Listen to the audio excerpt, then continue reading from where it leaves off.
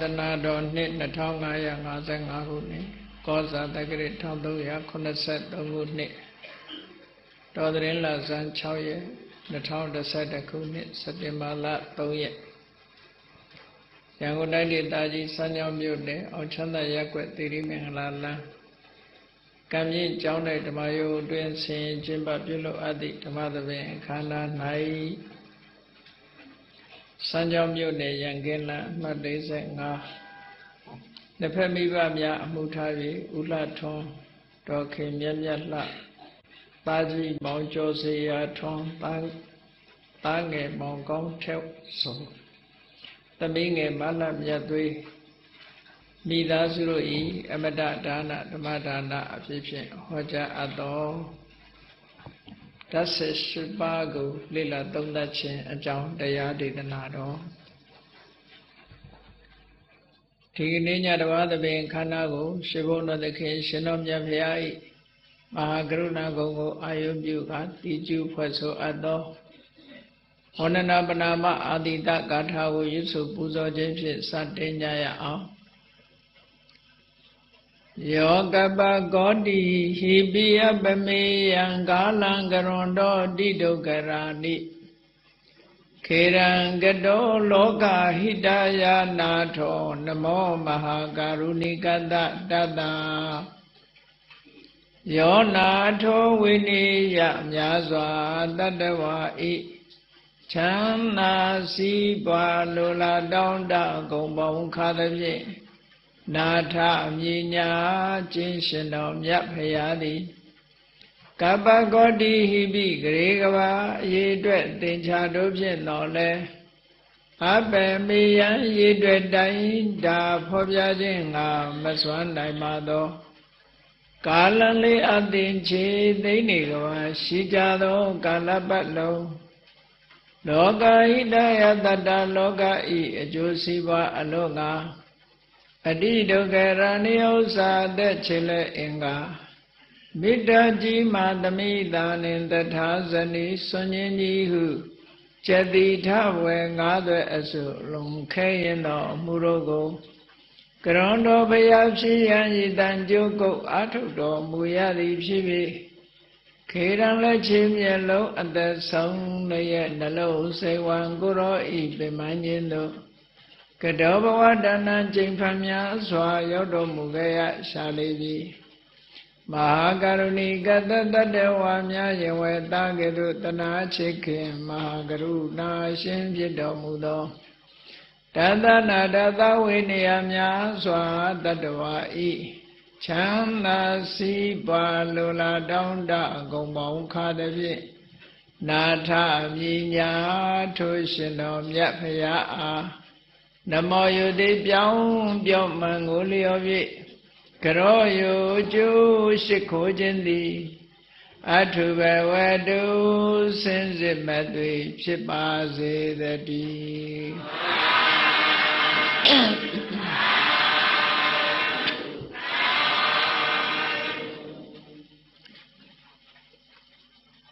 ဓာတ်18ပါးကိုလေ့လာသုံးသပ်ခြင်းခန္ဓာအကြောင်းအာရဏအကြောင်းမြတ်စွာဘုရားကဟောပြောပြီးတဲ့နောက်မှာဓာတုဒေသနာဓာတ်ကို18မျိုးခွဲပြီးတော့ခွဲပြီးတော့ဟောကြားတော်မူခဲ့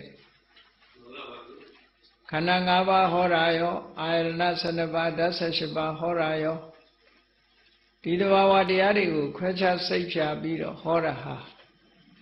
တတ္တဝါတွေရှိကြသောတန်တရားကာလမှာမယွင်းယွင်းနဲ့ဖြစ်ပေါ်လာခဲ့တဲ့အတ္တတင်ညာတို့ဇီဝတင်ညာတို့ဆိုတဲ့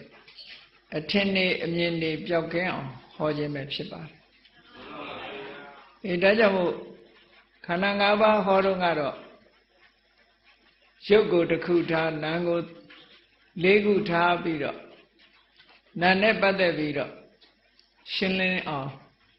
နာမတမ္မူလလို့ခေါ်တဲ့နာမ်နဲ့ပတ်သက်ပြီးတော့တွေ့ဝေးနေတဲ့ပုဂ္ဂိုလ်တွေအတွက်ခန္ဓာဒေသနာလို့ဆိုတာကိုဟောတယ်။မြတ်စွာဘုရားရဲ့တရားကိုနာကြတဲ့ပုဂ္ဂိုလ်တွေဟာပညာအဆင့်အတန်းကအမျိုးမျိုးဖို့မှုရှိကြတယ် အစ္ဆတရားဆိုတဲ့ဆန္ဒတွေကလည်းမျိုးမျိုးပုံပုံရှိတယ်သူတို့ရဲ့နှလုံးသွင်းစိတ်ထဲမှာစွဲနေတဲ့အနုတ္တယဆိုတာတွေကလည်းအမျိုးမျိုးပုံပုံရှိတယ်ပေါ့အဲ့ဒါလို့အမျိုးမျိုးပုံပုံရှိနေတာဘာနဲ့ဥပမာတူတော့ဆိုရင်ယောဂမျိုးစုံနေတဲ့လူမမာတွေလိုပဲပေါ့ဒီယောဂမျိုးစုံနေတဲ့လူပမာကိုဆေးတလက်ထက်နဲ့ကုလို့တော့မရဘူးပေါ့အဲ့ဒါကြောင့်မလို့ဤမျိုးမျိုးမြတ်စွာဘုရားကခွဲခြားပြီးတော့ဟောတာ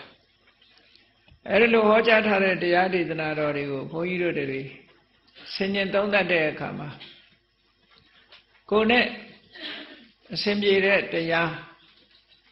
နှလုံးသွင်းပြီဆိုလို့ရှိရင်အဲ့ဒီဆင်ပြေတဲ့တရားနဲ့ပဲဘုန်းကြီးတို့တွေဟာကိုယ့်ရဲ့စိတ်လေးကိုလေ့ကျင့်ပြီးတော့တမာရီတရားတွေတမာရီစွမ်းအားတွေပညာစွမ်းအားတွေတတိစွမ်းအားတွေထက်အောင်ကြိုးစားကြရမှာဖြစ်တယ်မြတ်စွာဘုရားရှိတဲ့အချိန်တုန်းကတော့မြတ်စွာဘုရားက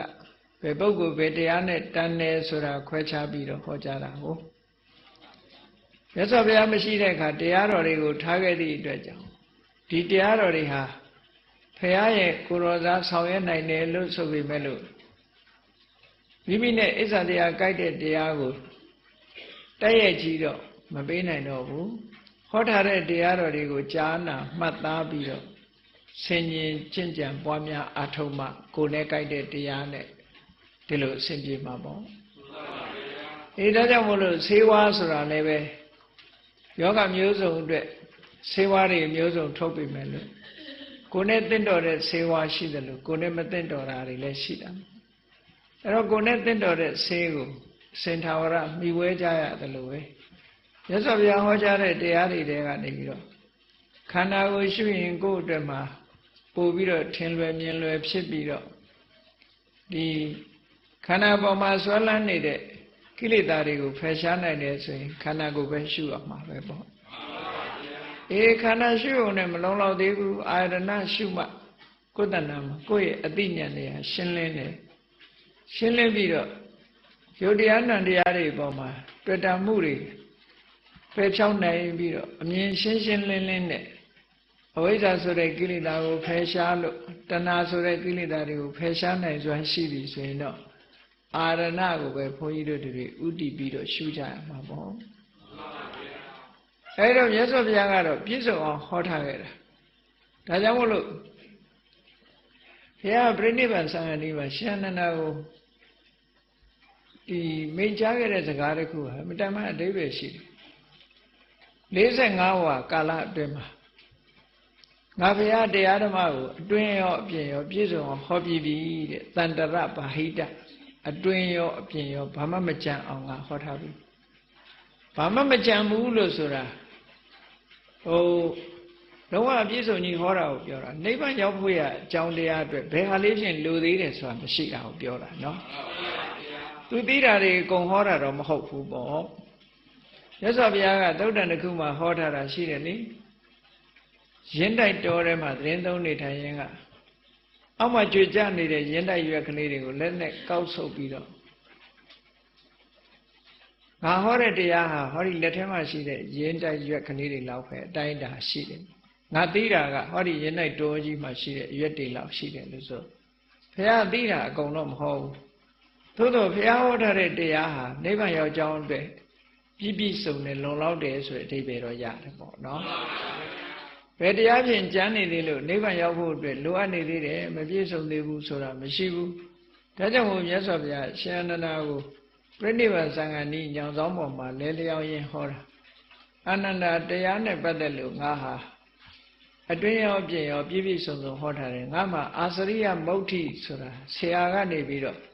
တပည့်တွေကိုမပေးဘဲနဲ့ဆုပ်ကန်ပြီးတော့ထားတဲ့ဟာမျိုးမရှိဘူးလို့ဒီလိုပြောရတယ်လောကလူတွေကတော့အာစရိယမုဋ္ဌိဆိုတာထားလေးရှိကြတယ်အာစရိယမုဋ္ဌိဆိုတာမထားရင်ဘာဖြစ်တုံဆိုတပည့်ကဆရာနဲ့ဓာတ်တုဖြစ်သွားရင်မလေးမစားမှသူကြောက်တယ်ကြောက်သည့်အတွက်ကြောင့်ဆရာတွေကတော့သူကဆရာသားလေးခြံထားလိုက်သေးတာပေါ့အဲ့ဒါကိုအာစရိယမုဋ္ဌိလို့ခေါ်တယ်ဆရာရဲ့လက်သီးစုပ်ဆရာကလက်သီးစုပ်ထဲမှာသူသိတဲ့တတ်ပညာလေးတွေကိုဝှက်ထားတာမြတ်စွာဘုရားမှာအဲ့လိုအာစရိယမုဋ္ဌိ လက်နဲ့ဆုပ်ပြီးတော့ဖွက်ထားတာမရှိဘူးအကုန်ဟောတယ်မြတ်စွာဘုရားဒါလို့ဆိုလိုတာနော်ရှင်အနန္ဒာကိုမိန့်ခဲ့တဲ့စကားမှာအဲ့ဒါနမေအာစရိယမုဋ္ဌိဓမ္မေတုတဲ့ဓမ္မနဲ့ပတ်သက်လာလို့ရှိရင်တော့ဒါပြည့်ပြည့်စုံစုံဟောထားတာတဲ့နောက်မှာအာစရိယမုဋ္ဌိဆိုပြီးတော့ဆရာသားခြံထားခဲ့တာတခုမှမရှိဘူးလို့ပြောတယ်အဲ့လိုပြောပြီးမြတ်စွာဘုရားကအနန္ဒာမပူနဲ့ငါဟောခဲ့တဲ့ဓမ္မငါဟောတဲ့ဝိနည်းတွေဟာငါမရှိတဲ့နောက်မင်းတို့ဆရာပဲတဲ့ဒီလိုပြောခဲ့တာကိုအဲ့တော့ဘာသာရေးနဲ့ပတ်သက်ပြီးတော့မြတ်စွာဘုရားရဲ့ဒီသာသနာတော်ရဲ့ထူးခြားချက်ကဘာလဲလို့ဆိုရင်တခြားကိစ္စတွေမှာတခြားဘာသာရေးတွေမှာရောသူကခေါင်းဆောင်တယောက်မရှိတော့ဘူးဆိုလို့ရှိရင်နောက်ထပ်ခေါင်းဆောင်တယောက်ကတက်မြဲကိုမြတ်စွာဘုရားမှာတော့အစားထိုးเสียခေါင်းဆောင်ဆိုတာမရှိဘူးခေါင်းဆောင်ကဘုရားကဘယ်သူကိုရွေးခဲ့တယ်ဆိုဓမ္မကိုပဲရွေးခဲ့ပုဂ္ဂလကိုမရွေးချယ်ခဲ့ဘူးပေါ့ဒီကနေ့ခေတ်မှာတော့ခေါင်းဆောင်ဆိုတာပုဂ္ဂလကိုပဲရွေးရတယ်ဓမ္မကိုမရွေးဘူးအခုမြတ်စွာဘုရားကျတော့သာသနာတော်မှာဓမ္မကိုရွေးတယ်ဒါမို့ခေါင်းဆောင်ဟာပုဂ္ဂလပုဂ္ဂိုလ်မဟုတ်ဘူးတဲ့ဓမ္မပဲဘုရားဟောထားတဲ့တရားဗုဒ္ဓဓမ္မသံဃာလို့ဒီလိုရှိတယ်ထင်မယ်ဓမ္မဟာဘုရားရဲ့ကိုယ်စားဆောင်ရွက်လိုက်တယ်သံဃာလည်းဘုရားကိုယ်စားဆောင်ရွက်တာမဟုတ်ဘူးဘုရားရဲ့ကိုယ်စားဆောင်ရွက်တာဓမ္မပဲဟောဒါကြောင့်မို့ဗုဒ္ဓနဲ့ဓမ္မဓမ္မနဲ့ဗုဒ္ဓဆိုတာတသားတည်းရှိတယ်ပေါ့မြတ်စွာဘုရားကိုယ်တိုင်မိန့်ကြားခဲ့တာကယောအနန္တမယဓမ္မောသဝိနယောသဒေတိတောပညတ်တော်သောမမစ္စေနတတ္ထာဆိုအတော်ရှင်းရှင်းလင်းလင်းမြတ်စွာဘုရားဟောခဲ့တာယောအနန္တမယဓမ္မောသဝိနယောသဒေတိတောပညတ်တော်ဘုရားဟောတဲ့တရားဟာဓမ္မနဲ့ဝိနယဓမ္မဆိုတာသုံးတဲ့အဘိဓမ္မာကိုဓမ္မလို့ခေါ်ပြီးတော့ဝိနယဆိုတာတော့ဆုံးမတွေပေါ့စီမင်းစည်းကမ်းတွေပေါ့ဘယ်လိုနေရမယ်ဘယ်လိုထိုင်ရမယ်လို့ဆုံးမတဲ့ဒီဆုံးမချက်တွေပေါ့ကာယကံမှုဝစီကံမှုနဲ့ပတ်သက်ပြီးတော့ဆုံးမချက်တွေဝိနည်းစည်းကမ်းတွေဒေတိတော်ပညတ်တော်ဟောခဲ့တယ်ပညတ်ခဲ့တယ်ချမှတ်ထားခဲ့တယ်သောမမစ္စေနတ္တမမအစ္စေနငါမရှိတော့ဘူးဆိုတဲ့နောက်မှာမင်းတို့ရဲ့ဆရာပဲလို့ဒီလိုပြောတာအခုချိန်မှာငါတစ်ပါးတည်းကဆုံးမနေပြီမဲ့လို့ငါမရှိတဲ့နောက်မှာငါဟောခဲ့တဲ့ဓမ္မဝိနည်းတွေဟာတင်တို့ရဲ့ဆရာဖြစ်တယ်လို့ဆိုတော့ဆိုလိုတာကငါဟောခဲ့တဲ့ဓမ္မဝိနည်းအတိုင်းလိုက်နာကျင့်သုံးကြကျင့်သုံးလို့ရှိရင်ငါရှိတုန်းကလိုပဲအကျိုးဖြစ်ထွန်းလိုက်မယ်လို့ဒီလိုဆိုလိုတာပဲအဲ့တော့မြတ်စွာဘုရားမှာအာစရိယမုဋ္ဌိဆိုတာမရှိဘူးအဲ့ဒါလို့မရှိပြီမဲ့လို့အခုဘုရားဘာသာကျင့်တော့တူတူပဲပေါ့နော်ဟိုတရုတ်ပြည်တို့ဂျပန်တို့ကိုရီးယားတို့မှာပြန်ပွားနေတဲ့မဟာယာနလို့ခေါ်တဲ့ဘုရားဘာသာအခုမြန်မာထိုင်းသီရိလင်္ကာကမ္ဘောဒီးယားလာအိုနိုင်ငံတို့မှာယုံကြည်ပြီးတော့လေ့လာလိုက်စားကြတဲ့ဘာသာကထေရဝါဒအဲ့တော့ထေရဝါဒဆိုတာမြတ်စွာဘုရားအစစ်လို့မြတ်စွာဘုရားဟောတဲ့အတိုင်းလုံးဝမပြင်ရဘူးလို့မထေကြီးတွေကမူဝါဒချပေးထားလို့ထေရဝါဒလို့ခေါ်တာထေရဆိုတဲ့အဓိပ္ပာယ်ကလူကြီးလို့အဓိပ္ပာယ်ရတယ်တဲ့ရကြီးမားပြီးတော့ခိုင်ခံ့တဲ့ခိုင်မာတဲ့စိတ်ဓာတ်ရှိတဲ့ပုဂ္ဂိုလ်တွေကိုထေရဆိုတာခိုင်မာတယ်ဆိုတဲ့အဓိပ္ပာယ်ကိုပြောတာနော်အသက်ရရင့်ကျက်ပြီးတော့ခိုင်မာတဲ့ပုဂ္ဂိုလ်တွေကိုထေရဘုန်းကြီးဆိုလို့ရှိရင်သံဃာတွေမှာသူကအရွယ်အလိုက်ခေါ်တာရှိတယ်ပေါ့တဝါနေ9ဝါအထိအဲ့ဒါကိုနဝလူငယ်လို့သတ်မှတ်တယ်အသက်ကြီးကြီးငယ်ငယ်မဆိုင်ဘူးဒါရဟန်းဖြစ်လို့ရဟန်းဖြစ်ပြီးတဲ့နောက်9နှစ်တစ်နှစ်ကနေရဟန်းစဖြစ်တဲ့ဟာနေစတွက်လိုက်တယ်9နှစ်ဆိုရင်သူကနဝပဲလူသစ်သို့မဟုတ်လူငယ်နဝဆိုတာအသစ်ကိုပြောတာနော်မရင်ကျက်သေးဘူးမင်းရောက်ခါရှိသေးတယ်သာသနာမှာမရင်ကျက်သေးဘူးမပြည့်စုံသေးဘူးနဝလူသစ်လို့ဒီလိုသတ်မှတ်တာပေါ့ဒီနဝကကိုးကနန်းကိုပြောတာမဟုတ်အသစ်ကိုပြောတာနော်သာသနာဝင်စမို့အသစ်ပဲရှိသေးတယ်မရင်ကျက်သေးဘူးနောက်တစ်ခါ6ဝါကနေပြီးတော့9ဝါထိအောင်ကြတော့အလယ်အလတ်လို့ဆိုပြီးတော့ဒီလိုသတ်မှတ်တယ် 6 ဝါကနေပြီးတော့10 ဝါအထိအလယ်လတ်လို့သတ်မှတ်ပြီးတော့10 ဝါကနေအထက်ကိုကြတဲ့အခါကျတော့17 ဝါကနေအထက်ကိုကြတော့ထေရခိုင်မာသူလို့ဒီလိုအိဗယ်ထေရနဝမစ္စည်းမာလို့အဲ့လိုခေါ်တယ်ဒါကယဟန်နေရဲ့ဒီကိုချင်းဒီယဟန်ဖြစ်တဲ့ဘဝနဲ့ပတ်သက်ပြီးတော့သူကဟို hierarchy ပေါ့ hierarchy အဆင့်ဆင့်မြင့်သွားတဲ့သဘောကိုပြောပြတာနော် hierarchy စနစ်နဲ့မြတ်စွာဘုရားကတန်ခါအဖွဲ့အစည်းကိုဖွဲ့စည်းပေးခဲ့တာအဲ့တော့နဝတဲ့မစ္စည်းမာတဲ့ထေရတဲ့ဆိုပြီးတော့အဆင့် 3 ဆင့်ခွဲပေးထားတယ်အဲ့တော့ယဉ်ကျေးမှုထေရဆိုတဲ့ပုဂ္ဂိုလ်တွေဟာသာသနာတော်မှာအတွေ့အကြုံအမြဲတမ်းရှိပြီးတော့10 နှစ်လောက်ထိအောင်အခြေခံကောင်းကောင်းတွေကိုရရှိထားပြီးတော့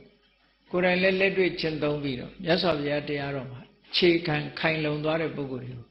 ထေရရဲ့အဓိပ္ပာယ်ကထိရခိုင်မာတယ်ဆိုတဲ့အဓိပ္ပာယ်လေးရတယ်နောက်တစ်ခုကဒီလူကြီးဆိုတဲ့အဓိပ္ပာယ်လေးရတယ်ပေါ့နော်အဲ့ဒါလို့ထေရအဆင့်ရောက်လာတဲ့ပုဂ္ဂိုလ်တွေသာသနာတော်မှာခိုင်မာနေတဲ့ပုဂ္ဂိုလ်တွေကနေပြီးတော့မူဝါဒချမှတ်ထားခဲ့တယ်မြတ်စွာဘုရားဟောတဲ့တရားတော်တွေနဲ့ပတ်သက်ပြီးတော့မူဝါဒချမှတ်ထားတဲ့မူဝါဒတွေကမြတ်စွာဘုရားမဟောတာမပြညတ်တာကိုအသစ်မလုပ်ရဘူးအသစ်မထည့်သွင်းရအောင်ဒီလိုပြောတာနော်အပညတ္တနပညပေတ္တပါမြတ်စွာဘုရားမပြညတ်ခဲ့တဲ့မဟောခဲ့တဲ့ဟာကိုအသစ်မထည့်အောင်ပညတ္တနသမုတ်စိန်တိတက်ပါဟောပြီးသားပညတ်ပြီးသားကိုမပယ်ဖြဲအောင်ယထာပညတ်တွေသူသိက္ခာပရိသူသိက္ခိတက်ပါပညတ်ထားတဲ့အတိုင်းကျင့်ရမယ်အရာတွေကိုကျင့်ရမယ်လို့ဒီမူကဒီမူ 3 ခုကမတန်ကောင်းတာအဲ့ဒါလိုမှမဟုတ်ရင်ပြင်းပြင်းသွားလိုက်တာနဲ့တပြိုင်နက်မူရင်းဆိုမကြံတော့ဘူးလေဘယ်ဟာမူရင်းမှမသိတော့ဟိုအဝတ်ကိုဖားပြီးတော့ဝတ်ထားလို့ဖြစ်သွားပြီ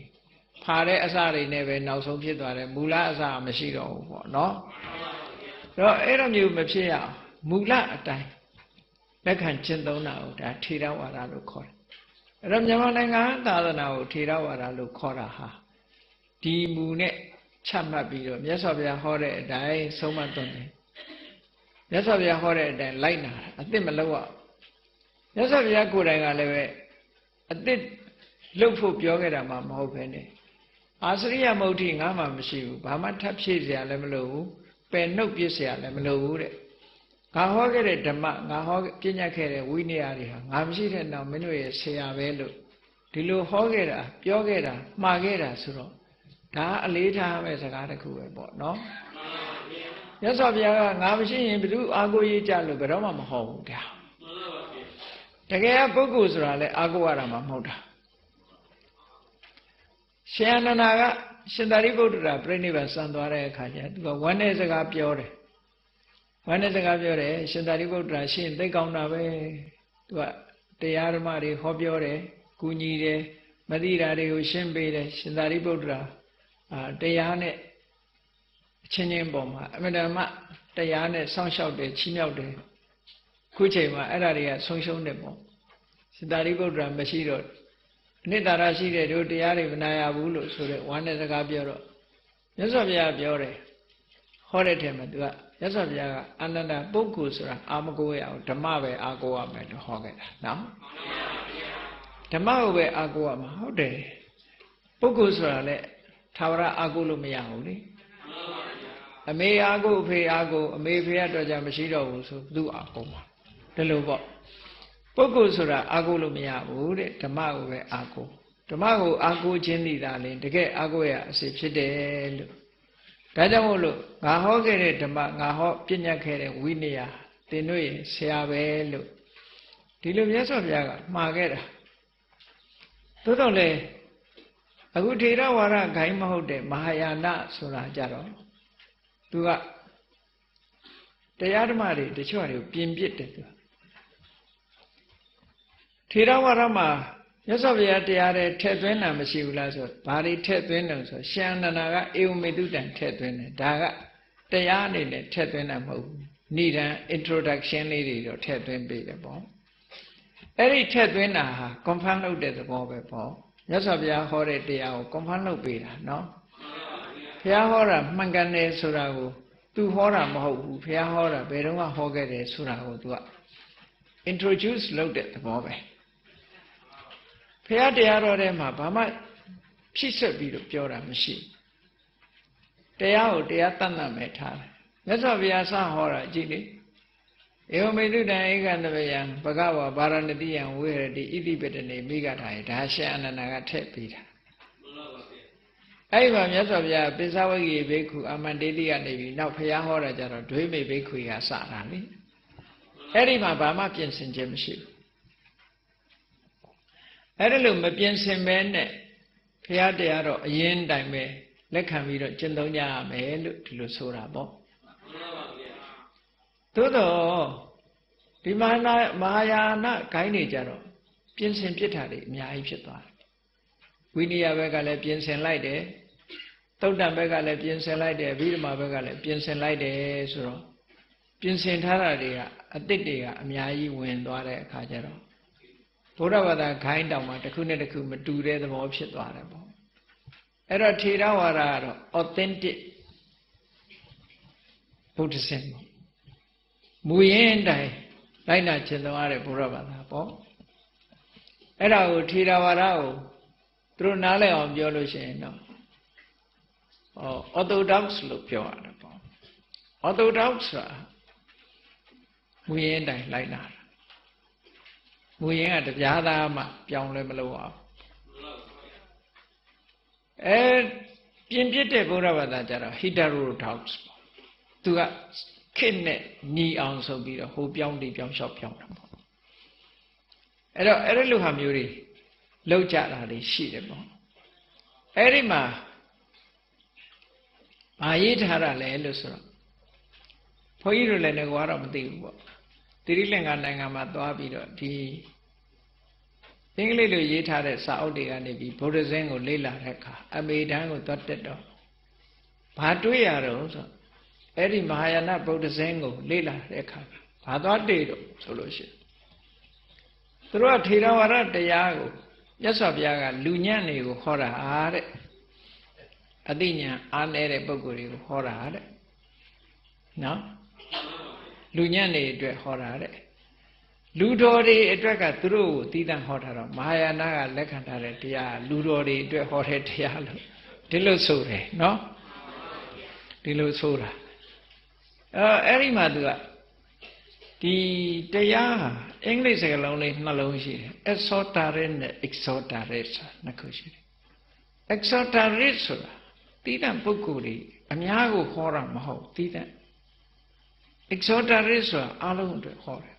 ဆိုလိုတာကအာစရိယမုဋ္ဌိလို့ဆိုတာကျတော့ခုနကလက်ရင်တပည့်တွေကိုသာဆရာကပေးတယ်လူတိုင်းကိုမဟုတ်ဘူးသို့သောမြတ်စွာဘုရားကိုယ်တိုင်ကနမေအာစရိယမုဋ္ဌိအဋ္ဌိဓမ္မေတုငါမှာအာစရိယမုဋ္ဌိမရှိဘူးတဲ့တရားနဲ့ပတ်သက်လာလို့ရှင်ငါအကုန်ဟောထားတာလို့ပြောထားတဲ့စကားနဲ့ကိုက်ညီမှုမရှိဘူးပေါ့နော်အဲဒီစာအုပ်လေးမှာရေးထားတော့ဟုတ်လိုက်တာလို့နော်အရင်ပြောတဲ့လူကနိုင်စတမ်းမယ်သူတို့အဲ့တော့မှ exhortare နဲ့ exhortare ဆိုတာလေးစကားလုံးလေးနှစ်ခုသုံးပြီးတော့အများကိုဟောတဲ့တရားကတစ်ခုတဲ့ special လူတွေကိုဟောတဲ့တရားကတစ်ခုဆိုပြီးတော့ခရစ်ယာန်မှာတော့အလို့ရှိတာဟုတ်တယ်လေခရစ်ယာန်မှာရှိတယ်လက်ရင်တပည့်တွေကိုပြောတာဆိုတာလေခရစ်တော်ကတော့အဲ့ဒါမျိုးတော့ရှိတာပေါ့ဗုဒ္ဓဘာသာမှာအဲ့ဒါရှိလားဆိုမရှိဘူးမြတ်စွာဘုရားရှင်သာရိပုတ္တရာတို့ရှင်မောက္ကလန်တို့သာဟောပြီးတော့ကျန်တဲ့ပုဂ္ဂိုလ်တွေမဟောဘူးဆိုတာရှိမှမရှိတာအလုံးတူတူပဲအလုံးမြတ်စွာဘုရားဟောသမျှတရားတွေရှင်အနန္ဒာကအကုန်လုံးလိုက်ပြီးတော့မှတ်နိုင်တာပဲဒါကြောင့်မို့လို့ exhortare တို့ exhortare ဆိုတဲ့ဒီတရားဒေသနာဟာတိတန့်ခွဲခြားပြီးတော့ဟောတာမရှိဘူးသို့တော့မြတ်စွာဘုရားကဒီပုဂ္ဂိုလ်ဒီတရားနဲ့တန်တယ်ဟိုပုဂ္ဂိုလ်ကျတော့ဟိုတရားနဲ့တန်တယ်လို့သူ့ဥဒ္ဒဆံတန်ရုံဟောတာမျိုးတွေကတော့ဒါဇယိုက်ကိုကြည်ပြီးဟောတဲ့ဟောမျိုးပဲခုနလိုဟာမျိုးမဟုတ်ဒါအတိပ္ပယ်အကောက်လွဲတာလည်းဖြစ်ကောင်းဖြစ်နိုင်တယ်ပေါ့နော်ဣဇာတရားနဲ့ဟောတာကိုပဲအတိပ္ပယ်အကောက်လွဲပြီးတော့ပြောတာလည်းဖြစ်နိုင်တယ်ပေါ့ မြတ်စွာဘုရားကဒါတော့အိစ္ဆတရားကိုလိုက်ပြီးကြည်ရဟောရမှာပဲအဲ့တော့ယုတ်တရားနဲ့ပတ်သက်ပြီးတော့တန်တရားမရှိဘူးနံတရားတွေနဲ့ပတ်သက်ပြီးတော့နည်းနည်းခွဲခြားပြီးတော့ပြောဖို့လိုအပ်တယ်ဆိုတဲ့ပုံကိုယ်တွေကိုမြတ်စွာဘုရားခန္ဓာဟောတယ်ဒါကြောင့်မို့လို့နံတရားကို၄မျိုးခွဲပြီးတော့ယုတ်တရားကြတော့တစုတည်းဟောပေးထားတာအဲ့ဒီပုံကိုယ်မျိုးကတစုရှိတယ်ပေါ့နောက်တစုကြတော့နံတရားနဲ့ပတ်သက်ပြီးတော့တန်တရားမရှိဘူးတွေ့ဝေမှုမရှိဘူးယုတ်တရားနဲ့ပတ်သက်ပြီးတော့နည်းနည်းတွေ့ဝေမှုရှိတယ်ဆိုတဲ့ပုဂ္ဂိုလ်တွေအတွက်အာယတနာဆိုတဲ့ဒေသနာကိုဟောလိုက်တယ်တခါယုတ်ရောနံရောနှစ်ခုလုံးအတွက်အကျယ်ချက်ပြောဖို့လိုအပ်တဲ့ပုဂ္ဂိုလ်တွေကြတော့ဓာတ်18ပါးကိုခေါ်တယ်နှစ်ခုလုံးအတွက်အကျယ်ချက်လိုက်တယ်အဲ့တော့အဲ့ဒီအဓိပ္ပာယ်မျိုးလေးသာရှိတာexhortare လို့ပြောစရာမဟုတ်တာဒါပုဂ္ဂိုလ်လိုက်ဟောတာဒါကတော့မှန်တာပေါ့ဆရာဝန်တွေဆေးကွရင်တော့မှပဲဒီယောဂတွေဆေးအဲ့ဒါလို့မဟုတ်ရင်တော့ဒီရစားတဲ့တမဲတဲ့နဲ့ရှောက်ပြီးတော့ယောဂတွေအကုန်ကုလို့ပဲရမလဲနော်အဲ့တော့ဆေးဆိုတာသူယောဂနဲ့သူဟာသူ specific ဆိုတဲ့ဆေးတွေကသူရှိတာပေါ့ဒီယောဂအတွက်ဒီဆေးဆိုတာရှိရမှာပေါ့အဲ့တော့မြတ်စွာဘုရားလည်းအဲ့ဒါလို့ခွဲခြားမှုလေးတာရှိတာခုနပြောတာလို့အရေးချင်းမမီလို့ဒီတရားကတော့လူတစုအတွက်ဟောတယ်ဉာဏ်နဲ့တရားကအများအတွက်ဒီလိုဟောတယ်လို့ဆိုတဲ့အယူအဆတစ်ခုဟာဒါမမှန်ကန်တဲ့အယူအဆတစ်ခုလို့exhortare ဆိုတာရောင်ဝါးပြီးတော့ပြောတဲ့အရာသာဖြစ်တယ်လို့ဘုန်းကြီးတို့ဒီလိုကောက်ချက်ချလို့ရတယ်ပေါ့အဲ့တော့မြတ်စွာဘုရားကဒီဓာတုဒေသနာကိုဟောတယ်လို့ဆိုတာဟာယုတ်နံကိုလည်းရုပ်ရောရှင်းပြောဖို့လိုအပ်တယ်နံကိုလည်းရှင်းပြောဖို့လိုအပ်တယ်ပို့ပြီးတော့အသေးစိတ်ပြီးတော့ဟောထားတာဖြစ်တယ်ဒါကြောင့်မို့လို့ခန္ဓာတော့က၅ပါးတင်ဟောပြီးအာရဏကြတော့7ထပ်ပြီးတော့တိုးလိုက်တယ်ဓာတ်ကြတော့18ဖြစ်သွားတယ်ပေါ့အဲ့တော့ဟောထားပုံလေးရလည်းပဲအမှန်တမ်းကောင်းတယ်ဘာကြောင့်18ခုဟောတာလဲဆိုတာအထက်ကရာကတော့သူက reasonable ဖြစ်အောင်ပေါ့လေအကြောင်းတရားကိုရှာပြထားတယ်ပေါ့ရှာပြထားတာတော့တခြားမဟုတ်ဘူးတတ္တဝါတွေဟာဒီအသိစိတ်နဲ့ပတ်သက်လာလို့ရှိရင်ဇီဝအသက်လို့ထင်ကြတယ်တဲ့ဗမာတွေလည်းပဲလူရဲ့အသက်ကိုဝိညာဉ်လို့ပဲပြောနေကြတာလေဝိညာဉ်လို့ပဲပြောတာတည်တဲ့အခါမှာဒီဝိညာဉ်လေးကထွက်သွားတယ်သို့မဟုတ်ဝိညာဉ်လေးကဘဝကူးသွားတယ်တို့ဝိညာဉ်လေးကအိမ်မောကမဆင်းဘူးတို့နော်ဝိညာဉ်လောကတို့ဆိုပြီးတော့ပြောနေကြတာရှိတယ်ပေါ့အဲ့တော့အဲ့ဒါမျိုးတွေနဲ့ပတ်သက်ပြီးတော့ဆွဲလန်းမှုတွေဟာအမှန်တမ်းများတယ်ပေါ့အဲ့ဒီဆွဲလန်းမှုတွေကိုပတ်ပြောက်အောင်မြတ်စွာဘုရားကဓာတုဒေသနာကိုဟောတယ်လို့ဓာတုလို့ဆိုတဲ့ဓာတ်18ပါးခွဲခြားပြီးတော့ဟောတယ်တဲ့အဲ့တော့ဓာတုဆိုတဲ့စကားလုံးလေးရဲ့အဓိပ္ပာယ်ကအတ္တကရာမှာတော့အမျိုးစုံဖွင့်ပြတယ်သို့တော့ apply လုပ်လို့ကောင်းတဲ့အဓိပ္ပာယ်လေးတစ်ခုနှစ်ခုပဲပြောမယ်ပေါ့တခြားနည်းတွေတဲ့ apply လုပ်တယ်ဆိုတာလက်တွေ့ကျင့်သုံးပြီးတော့လက်တွေ့နှလုံးသွင်းလို့ကောင်းတဲ့အဓိပ္ပာယ်ကိုပြောတာနော်တခြားကတော့မဖြစ်နိုင်တာမဟုတ်ဖြစ်နိုင်တာလေးကြီးပဲဒီစကားလုံးကို define လုပ်တယ်ဆိုတာဟာဒီစကားလုံးနဲ့ပတ်သက်တဲ့ literal meaning ဆိုတာသိအောင်အဲ့ဒါကိုစကားလုံးရဲ့အဓိပ္ပာယ်ကိုရှင်းလင်းပြတာဒီအများကြီးရှိတယ်သို့တော့အဲ့ဒီထက်နှစ်ခုလောက်ပြောရမယ်ဆိုလို့ရှိရင်တော့တစ်ခုကဘာလဲလို့ဆိုရင်တတ္တဝါမဟုတ်ဘဲနဲ့ဒီတတ္တဝါတွေရဲ့အလိုဆန္ဒအတိုင်းမဖြစ်ဘူးတတ္တဝါတွေရဲ့အလိုဆန္ဒအတိုင်းမဖြစ်ဘဲနဲ့သူ့သဘောတိုင်သူသွားတဲ့အရာတွေလို့ဒီလိုအဓိပ္ပာယ်ရတယ်ဒါကနှလုံးသွင်းမှုအလွန်ကောင်းတယ်ဓာတ်18ပါးဆိုတာကိုကြည့်လိုက်မယ်ဆိုရင်အာရဏနဲ့သိမကွာဘူးပေါ့နော်ဒီဓာတ်18ပါးလို့ခေါ်တဲ့သဘာဝတရားတွေဟာသူ့သဘောတိုင်သူသွားကြတာကိုယ်ဆန္ဒတိုင်တစ်ခုမှလိုက်လျောတာမရှိဘူးအဲ့ဒါကြောင့်မလို့သလက္ခဏာဓာရင်းတိတိဓာတုယောသူ့သဘောတိုင်သူသွားတဲ့ဟာတွေလို့ဆိုတဲ့အဓိပ္ပာယ်ဟာဒါနှလုံးသွင်းလွန်ကောင်းတဲ့အရာတစ်ခုပဲပေါ့နောက်တစ်ခုကလူတွေကထင်နေတဲ့ဇီဝအသက်လို့ဆိုတဲ့အရာမြတ်စွာဘုရားကအသက်ဆိုတာကိုရုပ်ဇီဝိတနာမ်ဇီဝိတဆိုပြီးမြတ်စွာဘုရားဟောထားတာရှိတယ်အဲ့ဒီအသက်ဆိုတာဟာပြန်ပြီးတော့ repeat ဖြစ်အောင်ဒီရှင်သန်မှုကို protect လုပ်လို့သူ့ကိုဇီဝလို့ခေါ်တာလူတွေထင်တဲ့ဇီဝနဲ့တခြားစီလူတွေထင်တဲ့ဇီဝက လူတယောက်ဟာသေသွားလို့ရှိရင်အသက်ကလေးကထွက်တယ်လို့ပြောတာကြည့်ပါလားအသက်ထွက်တယ်ဆိုတာအသက်ကဘယ်ကထွက်မှာလဲနော်အသက်ထွက်သွားပြီဆိုအဲ့တော့အသက်ကဘယ်မှထွက်တာမဟုတ်ဘူးအသက်လို့မြတ်စွာဘုရားကဆိုလိုက်တဲ့ဇီဝဟာ protect လုပ်တာသူ့ကို protect လုပ်လဲဆိုရင်ရုပ်တရားကိုလည်း protect လုပ်တယ်နံတရားကိုလည်း protect လုပ်တယ် protect လုပ်ထားတဲ့အတွက်ကြောင့်ရုပ်တရားဒီအချိန်တန်တော့ပြတ်သွားတယ်ပြီးတော့ပြန်ဖြစ်တယ်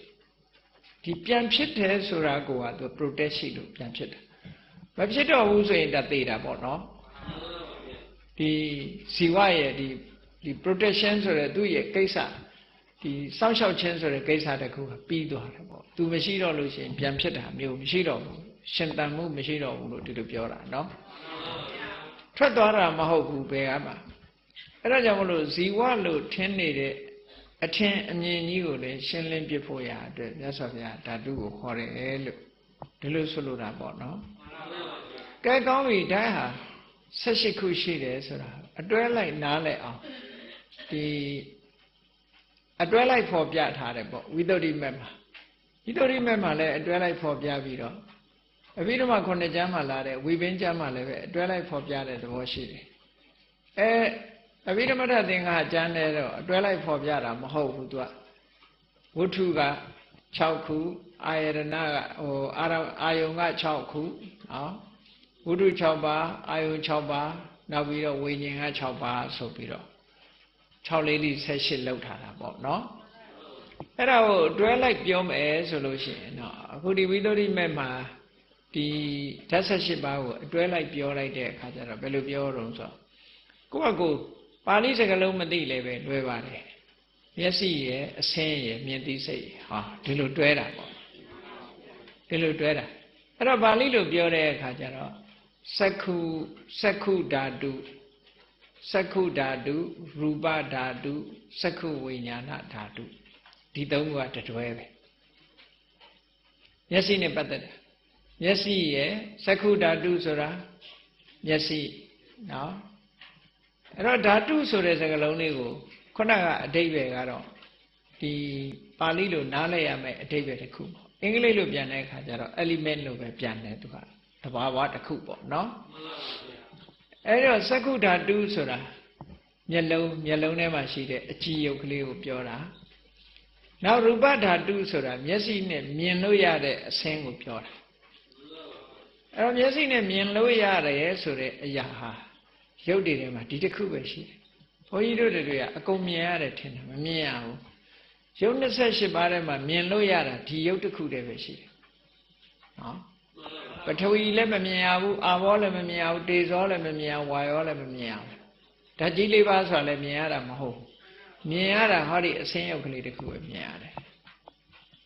ဓာတ်ကြီး၄ပါးကိုမှီပြီးတော့နေတဲ့အဆင်းရုပ်ကလေးတစ်ခုပဲရုပ်28ပါးတဲ့ကမြင်လို့ရတဲ့ရုပ်ဆိုရင်တစ်ခုပဲရှိတယ်ဒီလိုမှတ်အဲ့ဒါကိုရူပဓာတုလို့သုံးတယ်မြင်လို့ရတဲ့သဘောတတ်ပဲအဲ့တော့တတ္တဝါလည်းမဟုတ်ဘူးစက္ခုဓာတုလို့ဆိုတာမျက်စိအကြည်ဒါဟာတတ္တဝါမဟုတ်ဘူးဓာတုသူ့တဘာဝအတိုင်းသူဖြစ်နေတဲ့တရားရူပဓာတုဆိုတာမျက်စိနဲ့မြင်ရတဲ့အဆင်းဒါလည်းတတ္တဝါမဟုတ်ဘူးဇီဝမဟုတ်ဘူးသူ့တဘာဝအတိုင်းသူဖြစ်နေတဲ့တရားတခါမျက်စိကိုအမိပြုပြီးတော့ဖြစ်တာကြတော့စက္ခုဝိညာဏဒီစက္ခုနဲ့ရူပနဲ့နှစ်ခုဆုံလိုက်တဲ့အခါကျတော့စက္ခုဝိညာဏဆိုတာလေးပေါ်လာတယ်သူ့ကိုနာမည်ပေးတဲ့အခါမှာရူပဝိညာဏလို့မပေးဘဲနဲ့စက္ခုဝိညာဏလို့ဘာလို့ပေးတာတုံးဆိုသူကမျက်စိကိုအမိပြုပြီးတော့ဖြစ်တာကိုအာယုံကြတော့သူကအာယုံအနေနဲ့ဥတည်တာပဲရှိတယ်အာယုံပေါ်မှာမှီဖြစ်တာမဟုတ်ဘူးမျက်စိပေါ်မှာမှီဖြစ်တာဖြစ်သောကြောင့်စက္ခုဝိညာဏလို့ဒီလိုပြောတာနော်ဖြစ်ရဌာနကိုဆွဲပြီးတော့ခေါ်လိုက်တာဖြစ်ရဌာနခွဲခေါ်ပြီးတော့ဆွဲပြီးတော့ခေါ်တယ်ဆိုတာဒါသဘာဝကြဘာလို့လဲဆိုရင်မီးဟာဘယ်ရလာတဲ့မီးပဲဖြစ်ဖြစ်ထင်းကိုဆွဲလောင်နေရင်ထင်းမီးလို့ပဲပြောတာပေါ့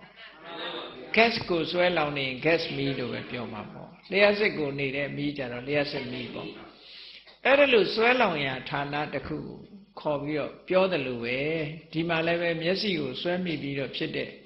ဓာတ်သဘောဖြစ်တော့ကြောင့်စက္ခုဝိညာဏ မျက်စိကိုမှီပြီးတော့ဖြစ်ပေါ်လာတဲ့အသိစိတ်လို့ဒီလိုဆိုလိုတယ်အဲ့ဒါကိုမြန်မာလိုပြန်တဲ့အခါကျတော့မြင်သိစိတ်လို့ဆိုတာဟာတကယ်တော့မျက်စိနဲ့ပတ်သက်ပြီးတော့အလွယ်ပြန်လိုက်တဲ့သဘောပဲမြင်သိစိတ်ဆိုတာဟာသူပြောတိုင်းဆိုလို့ရှိရင်မျက်စိထဲမှာဖြစ်တဲ့စိတ်လို့ဒီလိုဆိုလိုတယ်မျက်စိကိုမှီပြီးတော့ဖြစ်တဲ့စိတ်အဲ့လိုဆိုလိုတာအဲ့တော့မျက်စိကိုစက္ခုဓာတုမျက်စိကမြင်ရတဲ့အဆင်းရုပ်ကိုရူပဓာတုအဲ့ဒီနှစ်ခုပေါင်းစုံလို့ဖြစ်ပေါ်လာတာကြတော့စက္ခုဝိညာဏဓာတုမျက်စိကိုအမိပြုပြီးတော့ဒီစိတ်ကလေးတစ်ခုပေါ်လာတယ်ဆိုကြည့်ဒီနေရာမှာစက္ခုပတာရယုတ်ရယ်ရူပဓာတုကရူပယုတ်ရယ်ရုပ်တွေနှစ်ခုဖော်ပြပြီးတော့စက္ခုဝိညာဏကြတော့သူကနှစ်ခုယူရတယ်ဘာလို့နှစ်ခုယူရတော့ဆိုကုသိုလ်ရဲ့အကျိုးကတစ်ခုအကုသိုလ်ရဲ့အကျိုးကတစ်ခုဘာလို့လဲဆိုမျက်စိကမြင်ပြီးတော့မြင်လို့သိတဲ့စိတ်နှစ်ခုဟာကောင်းတာမြင်ပြီးတော့သိရတာရှိတယ်လို့ဆိုးတာမြင်ပြီးတော့သိတာလည်းရှိတယ်လေအဲ့တော့မကောင်းတာကိုမမြင်နေတာတွေအနိဋ္ဌာယုံဆိုတာတော့အိဋ္ဌာယုံနဲ့အနိဋ္ဌာယုံဒီအိဋ္ဌာအနိဋ္ဌာခွဲခြားချက်ဆိုတာလည်းပဲရေပုံရတတ်မှတ်ချက်တာဖြစ်တယ်ပေါ့ခွဲလို့မရဘူးတေးသေးချာချာခွဲလို့မရဘူးနော်အိဋ္ဌာယုံအနိဋ္ဌာယုံဆိုတာရေပုံရတတ်မှတ်ချက်ဆိုတာဒီ generally speaking ပေါ့ generally speaking အတိအကျပြောလို့မရဘာလို့ဆိုဒီလူတယောက်ကကြိုက်ရင်ဟိုလူတယောက်ကကြိုက်ချင်ကြိုက်တယ်သို့တော့အများကြိုက်တစ်ခုပြောတဲ့သဘောပေါ့နော်အိဋ္ဌဆိုတာမျက်စိထဲမှာနှစ်သက်เสียအဆင့်အာယုံတစ်ခုမနှစ်သက်เสียအဆင့်အာယုံတစ်ခုဒီလိုနှစ်ခုခွဲပြီးတော့အိဋ္ဌာယုံကိုမြင်ပြီးတော့မြင်သိစိတ်ဖြစ်လို့ရှိရင်ကုသိုလ်ရဲ့အကျိုးအနိဋ္ဌာယုံကိုမိပြီးမြင်ပြီးတော့ဖြစ်ပေါ်လာတဲ့အသိစိတ်ကြတော့အကုသိုလ်ရဲ့အကျိုးလို့ဒါကပြောင်းလဲမရှိတဲ့သဘာဝကြီးကိုပြောထားတယ်။ဘာဖြစ်လို့တော့ဆိုရင်ဆိုးကျိုးမှန်သမျှအကုသိုလ်ရဲ့အကျိုးကောင်းကျိုးမှန်သမျှကုသိုလ်ရဲ့အကျိုးကုသိုလ်ကဘယ်တော့မှဆိုးကျိုးမပေးဘူးအကုသိုလ်ကလည်းဘယ်တော့မှကောင်းကျိုးမပေးဘူးတဲ့ဟောဒါကတော့ natural law ပဲ natural law နိယာမသဘောတရားကြီးတစ်ခုပဲပြောင်းလို့မရတဲ့သဘောတရားပြောင်းမရဘူးဆိုတာမိကိုအေးအောင်လုပ်လို့မရဘူးလေမိဆိုရင်ပူမှာပဲလောင်မှာပဲဒီသဘောကိုပြောတာနော်မိဆိုရင်2500တုန်းကဟိုးလွန်ခဲ့တဲ့နှစ်ပေါင်း2500ကဘာဥကာလမိကအေးစိတ်နေတာပဲအခုမိတွေကပူလိုက်တာလို့ပြောလို့မှမရတာပဲနောက်စနစ်တန်းဟိုးနောက်ပိုင်းရောက်တဲ့အခါကျတော့မိဟာအေးတဲ့မိတစ်ခုကဘာမှာပေါ်လာလိုက်မယ် modern မိပေါ့ဒီလိုလဲရှိမှမရှိတာနော်မရှိနိုင်ဘူးသူကဘာလို့လဲဆိုရင်တလုံးနေချလေဒါဒီပုံစံတိုင်းပဲလာမှာပဲသူကအဲ့ဒါလို့ဆိုလိုတာပြောင်းလဲလို့မရတဲ့အရာတွေကခစ်တည်ပဲလို့ပဲပြောင်းဒီတဘာဝမပြောင်းတဲ့သဘောကောင်းပြီအခုဓာတ်ပြောလိုက်တဲ့အခါမှာစက္ခုဓာတုဆိုတာစက္ခုပတာရယုတ်ကိုခေါ်တယ်ရူပဓာတုဆိုတာဝဏအစင်ရူပယုံကိုခေါ်တယ်စက္ခုဝိညာဏဓာတုဆိုတာစက္ခုဝိညာဉ်စိတ်ကိုခေါ်တယ်တဲ့ဟောစက္ခုဝိညာဉ်စိတ်လို့ပြောလိုက်တယ်စိတ်ကိုပဲဥတည်ပြီးတော့ပြောမယ်နော်နောက်တစ်ခါကြည့်နားနဲ့ပတ်သက်တဲ့အတွေ့တစ်ခုကသောတာဓာတုတတ္ထဓာတုသောတာဝိညာဏဓာတုဆိုပြီးတော့ဒါနားနဲ့ပတ်သက်တဲ့အတွေ့လေးရသောတာဓာတုဆိုတာအတန်လေးကိုဖမ်းယူနိုင်တဲ့အနေထားရှိတဲ့သောတာပတ္တာရယုတ်ကိုပြောတာတတ္ထဓာတုဆိုတာစိတ်ကြောင့်ဥဒုကြောင့်ဖြစ်ပေါ်လာတဲ့အတန်ဓာတ်ကိုပြောတာစိတ်ကြောင့်လည်းဖြစ်တယ်ဥဒုကြောင့်လည်းဖြစ်တယ်အဲ့ဒီအတန်နှစ်မျိုးကိုပဲဒီနေရာမှာတတ္တဓာတုလို့ခေါ်တယ်အဲ့ဒီအတန်နဲ့နားနဲ့ဆုံလိုက်ပြီလို့ဆိုလိုက်တာနဲ့တပြိုင်နက်နားပါအမိပြုပြီးတော့သောတာပတ္တာရယုတ်ကိုအမိပြုပြီးတော့အသိစိတ်တစ်ခုပေါ်လာတယ်အဲ့ဒါကိုဇာတိစိတ်ဆိုပြီးတော့သောတာဝိညာဏဓာတုသူကလည်းပဲအတန်ကကောင်းတဲ့အတန်မကောင်းတဲ့အတန်လိုချင်စရာကောင်းတဲ့အတန်နဲ့လိုချင်စရာမကောင်းတဲ့အတန်ဆိုပြီးတော့နှစ်ခုခွဲတယ်နှစ်သက်စရာကောင်းတဲ့အတန်ကြားပြီးတော့ဇာတိစိတ်ဖြစ်လို့ရှိရင်ကုသိုလ်ရဲ့အကျိုးမနှစ်သက်စရာအတန်ကြီးကြားပြီးတော့ဇာတိစိတ်ဖြစ်လို့ရှိရင်အကုသိုလ်ရဲ့အကျိုးဟောတယ်လို့ခွဲတယ်ဒီမှာလည်းပဲယုတ်ကနှစ်ခုနာငါနှစ်ခုဒီလိုသွားတယ်ပေါ့ နောက်တစ်ခုနှာခေါင်းနဲ့ပတ်သက်ပြီးတော့တွဲလိုက်တော့ဗမာလိုရင်ပြောမှဆိုရင်နှာခေါင်းရယ်အနံ့ရယ်နှာခေါင်းကိုမိပြီးတော့ဖြစ်တဲ့စိတ်ရယ်ဟောသုံးခုလာတယ်အဲ့တော့နှာခေါင်းကိုဂါနဓာတုလို့ခေါ်တယ်အနံ့ကိုတော့ခန္ဓာဓာတုလို့ခေါ်တယ်နှာခေါင်းကိုအမိပြုပြီးတော့သိတဲ့စိတ်ကြတော့ဂါနဝိညာဏဓာတုဟောဒီမှာလည်းပဲဂါနနှာခေါင်းဆိုတာအနံ့ရတဲ့နေရာကိုအဓိကထားပြောတာနော်နှာခေါင်းပုံတရံကြီးကချွန်းချွန်ပြပြအဓိကမဟုတ်ဘူးပေါ့နှာခေါင်းတရံကြီးကိုပြောတာမဟုတ်ဘူးနှာခေါင်းထဲမှာရှိတဲ့ဒီအနံ့ကိုဖမ်းယူနိုင်တဲ့အနေထားလေးရုပ်ရဲ့သဘောလေးတစ်ခုကိုဂါနပတာရလို့ခေါ်တယ်အဲ့ဒါလေးကိုဂါနဓာတုလို့ပြောတယ်အဲ့ဒီထဲမှာလာပြီးတော့အနံ့ပေါ်ထင်နိုင်တဲ့အနံ့ကိုတော့ခန္ဓာဓာတုလို့ဒီလိုပြောတာဒါလည်းရုပ်တစ်မျိုးပဲရုပ်တစ်မျိုးစီပဲခန္ဓာဝိညာဏအကြတော့အဲ့ဒီအနံ့ပြီးတော့သိတဲ့စိတ်အနံ့ကိုသိတဲ့စိတ်သူ့လည်းပဲခုနလိုနှစ်မျိုးခွဲပေါ့ကောင်းတဲ့အနံ့မကောင်းတဲ့အနံ့ကုသိုလ်ရဲ့အကျိုးအကုသိုလ်ရဲ့အကျိုးဟောနှစ်မျိုးခွဲသွားတယ်နောက်တစ်ခါရှာလျှာနဲ့ပတ်သက်တာကိုလည်းကြည့်လျှာကိုဇီဝါလို့ခေါ်တယ်ဇီဝဓာတုအဲ့တော့ရှာကြီးတစ်ခုလုံးကိုပြောတာမဟုတ်ဘူးအယတာခံလို့ရတဲ့နေရာလေးကိုအယတာသိတဲ့ဇီဝပတာရတည်ရှိတဲ့နေရာလေးကိုဒီနေရာမှာဇီဝါလို့ခေါ်တယ်နောက်တစ်ခါအဲ့ဒီလျှာပေါ်မှာအယတာပေါ်လာတာဖြစ်တော့ကြောင့်ပေါ်လာတဲ့ဒီအယတာကိုတော့ရတ္တဓာတုလို့ဒီလိုခေါ်တယ်အဲ့ဒီမှာလျှာပေါ်မှာမိပြုပြီးတော့စိတ်တဲ့ရှိတဲ့စိတ်ကြတော့ဇီဝဝိညာဏဓာတုလို့ဟောဒီမှာလည်းပဲလျှာရဲ့အယတာရဲ့ကယုတ်တရားဇီဝဝိညာဏဓာတုဇီဝဝိညာဏဓာတုကစိတ်တရားအနန္တရားပေါ့သူ့မှာလည်းပဲကောင်းတဲ့အယတာဆိုးတဲ့အယတာနှစ်ခုရှိကိုမလိုချင်တဲ့အရာတာကိုတွေ့ရပြီဆိုလို့ရှိရင်အကုသိုလ်ရဲ့အကျိုးကိုလိုချင်တဲ့အရာတာတွေ့တယ်ဆိုလို့ရှိရင်ကုသိုလ်ရဲ့အကျိုးလို့စိတ်ကိုဒီလိုခွဲတာပေါ့နော်အဲ့တော့အဲ့ဒီမှာစိတ်ကိုယ်တကယ်ကတော့အကျိုးနဲ့ပတ်သက်ပြီးပြောပေမဲ့လို့အခုပြောရတဲ့မျက်စိတို့နားတို့လျှာတို့ဒီနှာခေါင်းတို့လျှာတို့ဆိုတာလည်းပဲကံ့ကြောင့်ဖြစ်ပေါ်လာတဲ့ရုပ်တရားတွေပဲဥရုကြောင့်ဖြစ်တာမဟုတ်ဘူးအာရကြောင့်ဖြစ်တာမဟုတ်ဘူးစိတ်ကြောင့်ဖြစ်တာမဟုတ်ဘူးကံကြောင့်ဖြစ်တာကံမစားရုပ်တွေပဲသူတို့ကကဲနောက်တစ်ခုကိုသွားမယ်ဆိုလို့ရှိရင်ဘာတို့သွားမလို့ဆိုလို့ရှိရင်ခန္ဓာကိုယ်နဲ့ပတ်သက်တဲ့ခန္ဓာကိုယ်ဆိုတာခုနကနေရာတွေကိုဒါခြံထားလိုက်ဒီမြင်စရာအာယုံကိုမြင်တဲ့နေရာလေးကိုကွက်ကွက်ကလေးခြံထားကြားစရာဒီအတန်တွေရဲ့ပေါ်တဲ့ထင်တဲ့နေရာလေးကွက်ကွက်ကလေးခြံထားနေရာကြီးတစ်ခုကင်ကြည့်လို့ရှိရင်ပူတဲ့အေးတဲ့ကိုယ်ကိုသိနေတာဒါလည်းကာယပဒါနာပဲเนาะအဲ့တော့နှာခေါင်းကြီးတစ်ခုလုံးကိုလည်းခြံထားအနံ့ရတဲ့နေရာလေးကိုခြံထားလိုက်လေနှာခေါင်းကြီးတစ်ခုလုံးဟာကာယပဒါနာလည်းပါမှာပဲအနံ့ရတဲ့တစ်ခုလေးပဲခြံထားလျှာကလည်းပဲခုံလို့တစ်ခုလုံးမဟုတ်ဘဲနဲ့ခုနကအရသာပေါ်တဲ့နေရာလေးတွေခြံထားပြီးကြံတဲ့နေရာကာယပဒါနာလည်းပါမှာပေါ့အဲ့တော့ကာယဓာတုလို့ဆိုတာဟာအဲ့ဒီမျက်စိအကြည်နားအကြည်နှာခေါင်းအကြည်လျှာအကြည်ကလွဲခြံတာတွေဟာဒီကာယပဒါနာလို့ခေါ်တယ်ပေါ့တွေ့လို့ထိလို့သိတဲ့နေရာတွေမှန်သမျှအကုန်လုံးကာယပဒါနာလို့အဲ့ဒါကိုဒီနေရာမှာကာယဓာတုလို့ခေါ်တယ်အဲ့ဒီကာယဓာတုနဲ့တွဲဘက်အာယုံကျတော့ဖုတ္တပ္ပဓာတုလို့ဆိုတယ်ဖုတ္တပ္ပဆိုတာထိအပ်တဲ့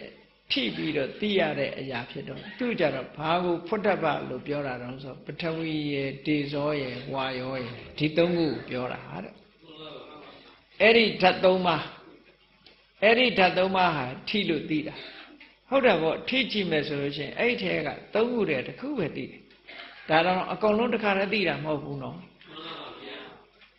ဆိုပါစို့ကိုယ့်ရဲ့စမ်းသပ်မှုပေါ်မှာမူတည်တယ်ဘာကိုသိတာလဲပူလားအေးလားစမ်းရင်တေဇောကိုပဲစမ်းတာကိုကတေဇောပဲသိတယ်အမာလားပြော့လားစမ်းရင်ပထဝီကိုပဲသိမယ်တေဇောသိမှာမဟုတ်ဟောအဲ့တော့တောင့်တင်းသလားပြော့ဤသလားလို့စမ်းလို့ရှိရင်ခုနကဝါရောပဲသိမယ်ဒီဘောကိုပြောတာနော်အဲ့တော့ စမ်းတက်ပြီးတော့သိတဲ့စိတ်ဟာလည်းသူကတခုတည်းပဲဖြစ်နိုင်တယ်အာယုံ၃မျိုးယူထားတယ်ပေါ့အဲ့တော့ပထဝီတေဇောဝါယောဆိုတဲ့အဲ့ဒီဓာတ်၃မျိုးကိုထိပြီးတော့သိနိုင်တဲ့ရုပ်၃မျိုးဖြစ်သောကြောင့်သူ့ကိုဖုဒ္ဓဘာယုတ်လို့ခေါ်လိုက်တာအဲ့တော့ဖုဒ္ဓဘာဟာ၃ခုကိုကျန်တာတွေတုန်းကရူပကလည်းတစ်ခုတည်းပဲတတ္တကလည်းတစ်ခုတည်းပဲခန္ဓာကလည်းတစ်ခုတည်းပဲရတ္တကလည်းတစ်ခုတည်းပဲဖုဒ္ဓဘာကြတော့မှ၃ခုဖြစ်တယ်ရုပ်တွေ့တဲ့အခါကျတော့ဘာဖြစ်လို့၃ခုတုံးဆိုသဘာဝကို၃ခုရှိလို့၃ခုခေါ်တာနော်အဲ့နောက်အဲ့ဒီကာယပေါ်မှာမှီပြီးတော့ဖြစ်ပေါ်လာတဲ့အသိစိတ်လေးကိုတော့ကျတော့ကာယဝိညာဉ်စိတ်လို့ခေါ်တယ်အဲ့တော့ထိတာလည်းပဲညင်ညင်သာသာထိတာရှိတယ်ကြမ်းကြမ်းထန်ထန်ရှိတယ်ဟိုကဆူးကနေဆူးလိုက်တယ်ဆိုအမလေးဖြစ်ရမှာပေါ့နာနာကြီးထိလိုက်တဲ့ဟာကျတော့မကြိုက်တဲ့ဟာကြီးပေါ့ညင်ညင်သာသာလေးထိတယ်ဆိုတဲ့နေရာမှာ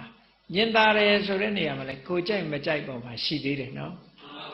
နွေရာသီပူအိုက်နေတဲ့နေရာမှာလေပြေလေညင်းလေးခံလိုက်အေးလိုက်လို့ရှိရင်မလေးကောင်းလိုက်တာရေခဲရေလေးတောက်လိုက်ရင်ကောင်းလိုက်တာနဲ့နော်ဆောင်းရာသီအဲ့ဒီရေခဲရေလေးနဲ့ပက်ကြည့်ပါလားဘယ်နဲ့လဲနွေရာသီတုန်းကတော့တကယ်ကိုဟိုနှစ်သက်เสียအာယုံဖြစ်ပေမဲ့လို့ဆောင်းရာသီရေခဲရေနဲ့ကြတော့ဘယ်တက်ရမလဲပေါ့အဲ့တော့ပြောင်းလဲမှုလေးတွေရှိတယ်လို့ဆိုလိုတာဓာရပြောင်းရင်လည်းပြောင်းတယ်ဓာရဆိုတာမျက်စိနာနာလျှာကိုယ်စိတ်ဓာရပြောင်းရင်လည်းဒီတဘာဝပြောင်းသွားတယ်ကြည့်လေရွှေတုံးကြီးကမျက်စိထဲမှာဆိုရင်တော့လှတယ်လေအဲ့ဒီရွှေတုံးနဲ့ခေါင်းထုလိုက်ရင်ဘယ်နဲ့နေမလဲအဲ့တော့အနိဋ္ဌာယုံဖြစ်ပြန်တယ်အဲ့ကြတော့လူရဲ့မစင်ဟာမျက်စိကမကြည့်နဲ့ကင်ကြည့်ရင်နုနုညံ့ညံ့ကလေးဟုတ်လား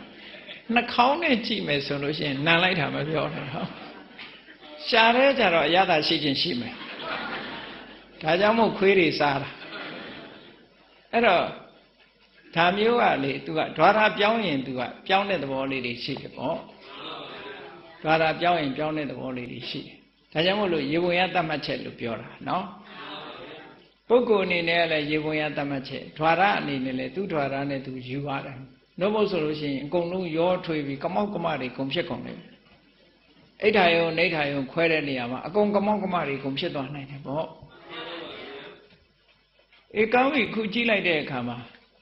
သက္ခုသောတာကန္နာစီဝါကာယဒီတဘာဝတွေကဝတ္ထုယုတ်လို့ခေါ်တယ်နော်စိတ်ရဲ့အခြေခံတွေဖြစ်တယ်အဲ့ဒီဝတ္ထုယုတ်တွေကိုလာပြီးတော့ထင်ဟတ်တဲ့ဟာတွေကဘာလို့ဆိုရူပတ္တရကန္နာရတ္တဖုဒ္ဓဘာအဲ့ဒါလို့ရှိတယ်နောက်တစ်ခါအဲ့ဒီလာပြီးတော့ဒီနှစ်ခုပေါင်းစုံမှုဖြစ်လာတာတွေကြတော့သက္ခုဝိညာဏသောတာဝိညာဏခန္ဓာဝိညာဏဇီဝဝိညာဏကာဝိညာဏလို့ဆိုပြီးတော့ဟောဒီဝိညာဏတွေဟာကြည့်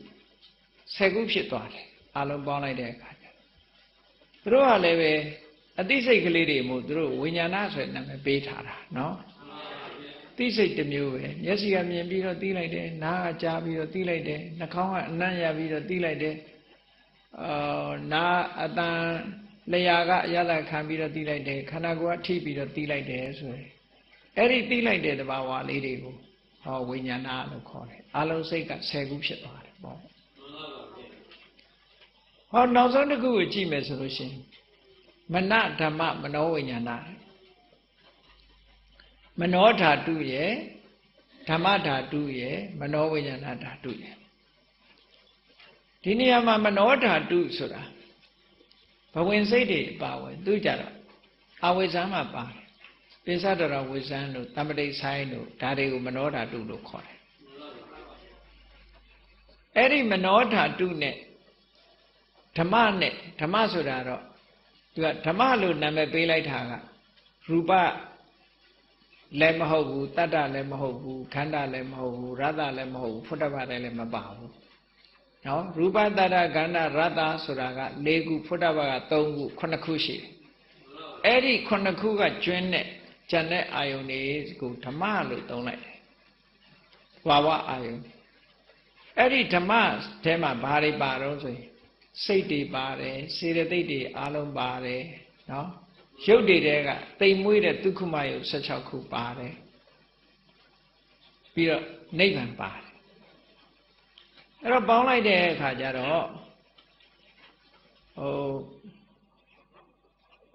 ခန္ဓာနဲ့ပြောမယ်ဆိုလို့ရှိရင်ဝေဒနာခန္ဓာသင်ညက်ခန္ဓာသင်္ခါရခန္ဓာပေါ့ဟုတ်ကလားစေတသိက်တွေပါတယ်ဆိုတော့စိတ်မပါဘူးစေတသိက်ပါတယ်ဆိုတော့ဝေဒနာခန္ဓာသင်ညက်ခန္ဓာသင်္ခါရခန္ဓာဆိုတော့ခန္ဓာက3ခုအဲ့မှာဒုက္ခမယုတ်ဆိုတာကတိမ်မွေးတဲ့ယုတ်က16ခုဆိုတော့ပေါင်းလိုက်တော့ဘယ်လောက်ဖြစ်သွား19ခုအဲ့ထဲမှာနိဗ္ဗာန်ထဲလိုက်တဲ့အခါကျတော့20ဓမ္မတ္တဆိုတာအဲ့ဒီသဘာဝတရား20ကိုပြောတယ်လို့ဒီရှုထောင့်ကနေတွေ့ရင်ဒီလိုရတယ်ပေါ့ဝေဒနာတင်ညာသင်္ခါရဆိုတဲ့ခန္ဓာ3ပါးစေတသိက်ခန္ဓာ3ပါးကို3ကဏ္ဍနဲ့ယူပြီးတော့ပြောတာစေတသိက်52နဲ့ယူပြောရင်တော့ကဏ္ဍကြီးသွားမှာပေါ့နော်အဲ့တော့ဝေဒနာတင်ညာသင်္ခါရဆိုတဲ့3ကဏ္ဍနဲ့ယူလိုက်ပဲဒုက္ခမယုတ်က16ခုအလုံး19ခုပေါင်းလိုက်တဲ့အခါကျတော့ဒါကသင်္ခတ္တအသင်္ခတ္တနိဗ္ဗာန်ကိုထည့်လိုက်တဲ့အခါကျတော့20အဲ့ဒီ20ကိုဓမ္မဓာတုလို့ခေါ်တာပဲအဲ့ဒီဓမ္မဓာတုဟာမနောဓာတုနဲ့ဓမ္မဓာတုနှစ်ခုစုံလိုက်တဲ့အခါမှာဖြစ်ပေါ်လာတာတွေကမနောဝိညာဏတွေတဲ့နော်86ခုစိတ်ပေါင်းခုနတုန်းက10ခုနှုတ်ထားပြီးတော့86ခုဒီလိုဆိုလိုတာပေါ့တော့အားလုံးပေါင်းလိုက်တဲ့အခါကျတော့စိတ်စေတသိက်ရုပ်တရားတွေကြီးပဲအကုန်လုံးနိဗ္ဗာန်အပါဝင်စိတ်စေတသိက်ရုပ်ပရမတ္ထတရား၄ပါးကိုဟောတာပဲအဲ့တော့ဓာတ်18ပါးဆိုတဲ့ထဲမှာပရမတ္ထတရား၄ပါးအကုန်လုံးပါသွားတာပေါ့နော်အာရဏ12ပါးထဲမှာလည်းပရမတ္ထတရားတွေပါသွားတယ်အကုန်လုံးပါသွားတယ်ဓာတ်ထဲမှာလည်းအကုန်ခန္ဓာထဲမှာကျတော့နိဗ္ဗာန်မပါဘူးခန္ဓာကျတော့နိဗ္ဗာန်မပါရဘူးကျန်တာတွေကျတော့နိဗ္ဗာန်မှာအပါဝင်လို့ဒီလိုသုံးတာဓမ္မဆိုတဲ့ထဲမှာနိဗ္ဗာန်ပါဓမ္မယေတနာဆိုတဲ့ထဲမှာနိဗ္ဗာန်ပါတယ်ဓမ္မတ္တဆိုတဲ့ထဲမှာလည်းနိဗ္ဗာန်ပါတယ်အဲ့ဒါလို့ဓာတ်18ပါးကိုမြတ်စွာဘုရားအခုလိုခေါ်တာဟာကြည့်လိုက်တဲ့အခါမှာခဏတင်ညာလို့သမုဟခဏစုထားသည့်အတွက်ကြောင့်ပုဂ္ဂိုလ်တတ္တဝါအနေထားမျိုးကြီးဖြစ်သွားတယ်ဒါတွေကပုဂ္ဂိုလ်တ attva တွေမဟုတ်ဘူးသူဆိုင်ရာအကြောင်းအနေနဲ့ဒီလိုဖြစ်ရတာအကြောင်းနဲ့အကျိုးနှစ်ခုတွဲပြီးတော့ဟောသွားတာဒီနေရာမှာစက္ခုနဲ့ရူပကအကြောင်းစက္ခုဝိညာဏကအကျိုးဒီလိုယူရမှာပေါ့နော်အဲ့တော့ဗာနဲ့ဥပမာတူတုံးဆိုလို့ရှိရင်စဉ်းစားကြည့်လိုက်လို့ရှိရင်စက္ခုဓာတုဆိုတာစီမျက်နှာဖြင့်နဲ့တူတယ်ရူပဓာတုကစီတီးတဲ့ဒုံနဲ့တူတယ်စီမျက်နှာဖြင့်မောဒုံနဲ့ရိုက်လိုက်တဲ့အခါကျတော့စီတံပေါ်လာအဲ့ဒီပေါ်လာတဲ့စီတံနဲ့စက္ခုဝိညာဉ်စိတ်နဲ့တူတယ်လို့ဒီလိုဥပမာနဲ့နားလည်ရမှာပေါ့နော်အဲ့တော့ဒီယုံနှစ်ခုထိခိုက်မှုကြောင့်မို့လို့စက္ခုရူပနှစ်ခုထိခိုက်မှုကြောင့်စက္ခုဝိညာဉ်စိတ်ဖြစ်တယ်ဒါကိုပဲမြတ်စွာဘုရားထိုသုတ်တန်နေမှာဟောထားတာစက္ခုံစပဋိစ္စရူပိစ္စဥပ္ပစ္စတိစက္ခုဝိညာဏဆိုပြီးဒီလိုဟောတာလေစက္ခုပဒါရနဲ့ရူပယုံဒီနှစ်ခုကိုဆွဲပြုပြီးတော့စက္ခုဝိညာဉ်စိတ်ဖြစ်တာပါတဲ့ဖြစ်ပြီးတော့အဲ့မှာလက်တွေ့အနေနဲ့ဆက်ပြီးတော့ဘာဟောတော့ဆိုတိဏ္ဍသင်္ကတိဖတ်တော့တယ်အဲ့ဒီသုံးခုစုံမိခြင်းကြောင့်ဖတ်တာဆိုတာလာတယ်အာယုန်နဲ့စိတ်နဲ့ဆက်သွယ်သွားတယ်ဆက်သွယ်သွားသည့်အတွက်ကြောင့်ဖတ်တာပစ္စယဝေဒနာခံစားမှုတွေလာတယ်ခံစားမှုလာသည့်အတွက်ကြောင့်ဝေဒနာပစ္စယတဏှာလိုချင်တယ်ဆိုတာလာတယ်လိုချင်တာလာသည့်အတွက်ကြောင့်တဏှာပစ္စယဥပါဒနာဆွဲလန်းတယ်ဆိုတာလာတယ်ဆွဲလန်းတာဖြစ်သောကြောင့်ဥပါဒနာပစ္စယဘဝဆိုပြီးတော့ဘဝယတ္တိရေးအတွက်ကံတရားတွေကိုလှုပ်လာတယ်ဘဝဆိုတာကံတရားကြောင့်ရလာတယ်ဟောဒီလိုဟောတာဟုတ်ကဲရပြီဘဝရလာရင်ဘာဖြစ်မလို့ဘဝပစ္စယဇာတိပဲစလာပြီစလာရင်ဘာဖြစ်ဇာတိပစ္စယသရမရဏဒါကလုံးဝရှောင်လွဲလို့မရတဲ့ပြဿနာပဲပေါ့ဒီဟာဇာတိပြီးရင်သရမရဏဆိုကျိမ့်နေလာမယ်ဟာဧသောကပရိဒေဝဒုက္ခဒေါမနတဥပါယတာဆိုတာလာခြင်းမလာမှာနော်လာခြင်းမလာတတ္တဝါတိုင်းမှာလာတယ်လို့ပြောလို့မရဘူးလေဥပမာယန္တာဖြစ်သွားရင်ဘယ်လာတော့မှာတော့တောကဆိုတာလာသေးလားပရိဒေဝလည်းမလာတော့ဘူးဒုက္ခတော့လာတယ်ဒေါမနတမလာဘူးဥပါယတာမလာဘူးဟုတ်ကဲ့ဒီလိုတွေရှိတာကိုအဲ့ဒါကြောင့်မို့လို့ဇာတိပစ္စယသရမရဏံဆိုတာကိုပထမထားတယ် ဒါကြောင့်မလို့အဲ့ဒီနေရာမှာရွတ်တဲ့အခါမှာဇာတိပစ္စယဇရာမရဏမဟုတ်ဘူးဇာတိပစ္စယဇရာမရဏလို့ရွတ်ပြီးတော့မှခဏလောက်နားပြီးတော့မှတောကပရိဒေဝဒုက္ခဒေါမနတုပါယတာတမ္မောတိလို့ဒီလိုဆိုရတယ်အဲ့လိုမဟုတ်ဘဲနဲ့တချို့ကမှားပြီးတော့ဆိုတယ်ဇာတိပစ္စယဇရာမရဏတောကပရိဒေဝဆိုအဲ့ဒီဟာမမှန်ဘူးဇာတိပစ္စယဇရာမရဏပြီးတော့မှတောကပရိဒေဝဒုက္ခဒေါမနတုပါယတာတမ္မောတိဟောဒီလိုဆိုရမယ်ပြိဿသမုပ္ပါဒါကြောင့်မို့လို့ဒီဓာတ်18ပါးကိုမြတ်စွာဘုရားအကြောင်းနဲ့အကျိုးနဲ့ဝတ္ထုနဲ့အာယုန်နဲ့တွဲဆက်သည့်အတွက်ကြောင့်စိတ်ဆိုတာပေါ်လာရတယ်ဆိုတာအသေးစိတ်ရှင်းပြထားတာအမှန်တမ်းထင်ရှားတဲ့ဒီအသေးစိတ်ဓာတ်ကိုဆင်ញင်ကြည့်လို့ရှိရင်ဒီသဘောတွေကိုမြင်နေရကိုယ်တဏ္ဍာမှာစိတ်တည်ဖြစ်နေတာကိုဒါနဲ့ဆင်ញင်ပြီးတော့ကြည့်ဒါနဲ့ဆင်ញင်ကြည့်မျက်စိနဲ့အစင်းဆုံးတဲ့သက္ခုဝိညာဉ်စိတ်ဖြစ်တယ်ပြီးတော့ဘာလာမလို့ဆိုရင်မနောဓာတ်နဲ့ဓမ္မဓာတ်နဲ့ဆုံတဲ့မနောဝိညာဏစိတ်ဖြစ်တယ်ဟောသက္ခုဒွါရမှာလည်းပဲအဲ့ဒီထိအောင်သွားရမယ်နှစ်ခုစီပေါင်းမယ်နော်မျက်စိနဲ့အစင်းဆုံတာနဲ့တပြိုင်နဲ့မနနဲ့ဓမ္မနဲ့ဆုံသွားတယ်လို့ဒီလိုပြောရစိတ်ကိုလာထိတာပေါ့နော်ဒါကြောင့်မလို့အာယုန်တွေကဆုံလို့ရှိရင်ဓွီတုဓွာရီတုတဲ့ဓွာရနှစ်ခုမှပေါ်တယ်လို့ဒီလိုပြောတယ်မျက်စိမှမြင်တာနဲ့ဟုတ်လားဘဝင်ကမနဆိုတယ်မနောဓာရမှာလည်းတခါတည်းထင်တယ်နားကအတန်ကြားလိုက်တာနဲ့မနဆိုတယ်ဘဝင်မနမှာလည်းသွားပြီးတော့အတန်ကြားတယ်နှာခေါင်းကအနံ့ရလိုက်တာနဲ့ဟိုမှာလည်းသွားကြားအဲ့တော့အဲ့ဒီဟာတကယ်တော့တော်တော်လေးတော့ထူးဆန်းတယ်ပေါ့ဘုန်းကြီးတို့လွန်ခဲ့တဲ့နှစ်လောက်ကမလေးရှားသွားပြီးတော့ဗိဓမာသင်တန်းပို့ချတဲ့အခါမှာအဲ့ဒီမှာရူမေးနီးယားဘူလ်ဂေးရီးယားကကိုရောကြီးတပါးပါလာဦးစင်ကြီးတပါးပါလာတော့သူကစီတီခွေလေးတစ်ခုပြတယ်ဘုန်းကြီးစီတီခွေကကွန်ပျူတာနည်းစနစ်နဲ့လုပ်ထားတာပေါ့လူရဲ့ခန္ဓာကိုယ်မျက်စိကနေပြီးတော့အဆင်းအာယုံကိုမြင်တဲ့အခါမှာအုံနောက်ထဲထိအောင်သွားတဲ့အလင်းတန်းလေးကိုသူကပုံဖော်ပြီးတော့ပြထားတာအစလားလောက်ထားတာလားတော့မသိဘူးပေါ့နော်အဲ့တော့ဆေကုတဲ့နေရာမှာလည်းပဲဒါအသုံးကျတယ်နဲ့တူတယ်အဲ့လိုလောက်ထားရှိတယ်မျက်စိကနေပြီးတော့အလင်းတန်းလေးဝင်လာလိုက်တယ်မျက်စိအကြည့်ထဲမှာထင်အဲ့ဒါကနေပြီးတော့နားကြောတွေဒီနားရဲ့နောက်ထီအောင်ဖြတ်သွားပြီးနောက်စီထီရောက်သွားတယ်အဲ့ဒီအလင်းတန်းလေးအဲ့ဒီနောက်စီထီအောင်ရောက်သွားမှသူကမြင်တယ်ဆိုတာဖြစ်တာမျက်လုံးနဲ့ပေါ်ယုံနဲ့မဖြစ်ဘူးအဲ့ဒီမှာနားလောက်မှာ block ဖြစ်နေလို့ရှိရင်နားကိုကြော်ဖြတ်ပြီးတော့နောက်စီနားထီအောင်မရောက်ဘူးဆိုရင်မမြင်ဘူးတဲ့ကြောင်တုံကန်းခေါ်တဲ့အဲ့ဒါနော်မျက်စိကြည့်လိုက်ရင်ပတာရယုတ်ကအကောင်းပဲဒါပေမဲ့ဂျားထဲမှာ block ဖြစ်နေတာblock ဖြစ်နေတော့အဲ့ဒီအလင်းတန်းဟာအနောက်ထီအောင်ဝင်လို့မရဘူးမဝင်လို့မရတဲ့အခါကျတော့သူမြင်တယ်ဆိုတာမရှိဘူးမျက်စိကြီးကအကောင်းတိုင်းပဲမမြင်ရဘူးကြောင်တုံကန်းနဲ့အဲ့ဒါလေတကယ်တော့စဉ်းစားကြည့်မိတယ်ပေါ့အေးစက္ခုပတာရရဲ့နောက်ကဘဝင်ကမနရဲ့ဆိုတာဘဝင်ကမနကနောက်စိတ်နာများရောက်နေလားလို့စဉ်းစားရတာပေါ့နော်အုံနောက်ဆိုတော့အဲ့ဒီမှာသွားပြီးတော့ဒီအာယုံရဲ့ရိုက်ခတ်မှုကအဲ့ဒီမှာသွားထင်ပြီးတော့ဘဝင်စိတ်ကနေလှုပ်ပြီးတော့အသိစိတ်ပေါ်လာတာဖြစ်နိုင်တယ်လို့ဒီလိုပြောတာဟုတ်နော်သူတို့ဒါစမ်းသပ်ပြီးတော့ကြည့်ထားတဲ့ဟာတစ်ခုပေါ့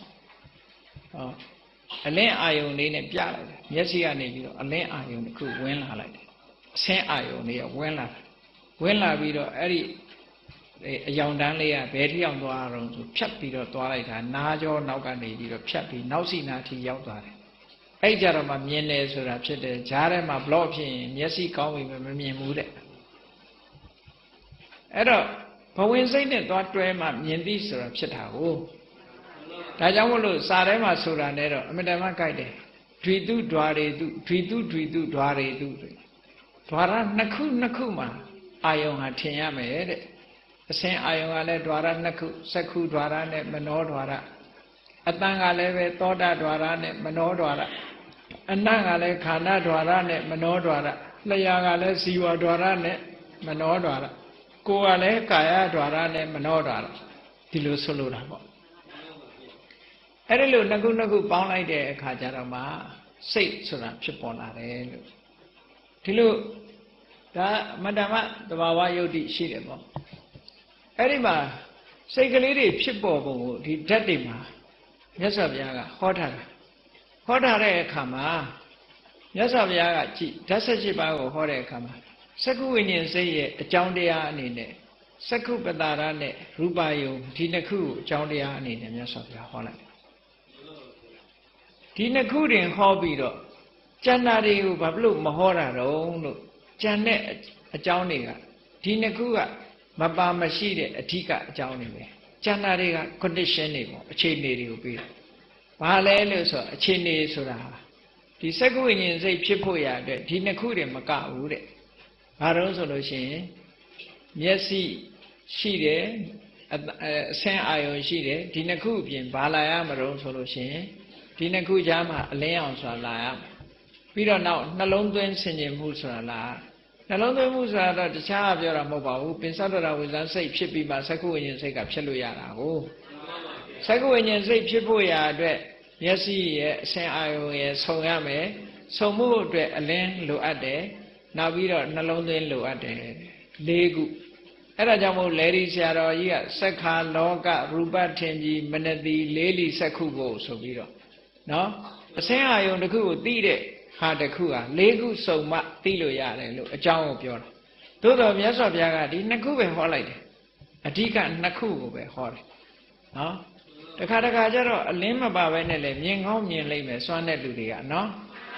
အဲ့ဒါကြောင့်မို့လို့အလင်းဆိုတာအထောက်အကူသဘောလောက်ပဲထားတာမဟုတ်ထဲ့မဟောတာလည်းဖြစ်ချင်းဖြစ်မယ်သို့မဟုတ်ဗราဏအကြောင်းနှစ်ခုကိုသာဟောပြီးတော့ကျန်တာတွေက understood ပေါ့နားလည်လောက်လို့မဟောတာလည်းဖြစ်နိုင်တယ်ပေါ့အဲ့တော့ပေါင်းလိုက်တဲ့အခါကျတော့ဒီအကြောင်းတရားကြောင့်အသိစိတ်ကလေးတွေပေါ်လာပုံကိုဒီလိုထင်ထင်ရှင်းရှင်းကြီးမြတ်စွာဘုရားကဟောထားတယ်အဲ့ဒီထဲမှာထက်မှတ်ရမှာတော့အလင်းနဲ့နှလုံးသွင်းဆိုတာကိုထက်မှတ်အတန်ကြတော့အာဃာတဆိုတာလိုအပ်တယ်ပေါ့အကြာဒါကြောင့်မို့သောတာကာတတတ္ထထင်ပြီးမနတိလေးလီသောတာဖို့ဆိုဒီနှလုံးသွင်းရတော့အလုံးအတွက်ပါမယ်အဲ့ဒီသောတာကြတော့နားပိတ်နေကြားရမှာမဟုတ်ဘူးအဲ့ဒါကြောင့်မို့လို့အကြာအပေါက်ဒီအာဃာတဆိုတာရှိရမယ်ပေါ့နှာခေါင်းကြတဲ့အခါကျတော့လေရဲ့အကူအညီရရတယ်လေကမှဒီအနံ့ကိုတည်ဆောင်လာတာလေပန္တရင်လေညင်းဆောင်ဆိုတာလို့ပေါ့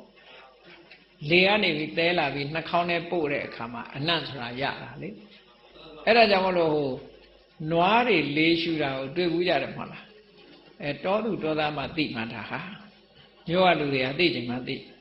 တောထဲမှာနွားတွေပဲမျက်စားလို့အနံ့တစ်ခုရတယ်ဆိုလို့ရှိရင်အဲ့ဒီ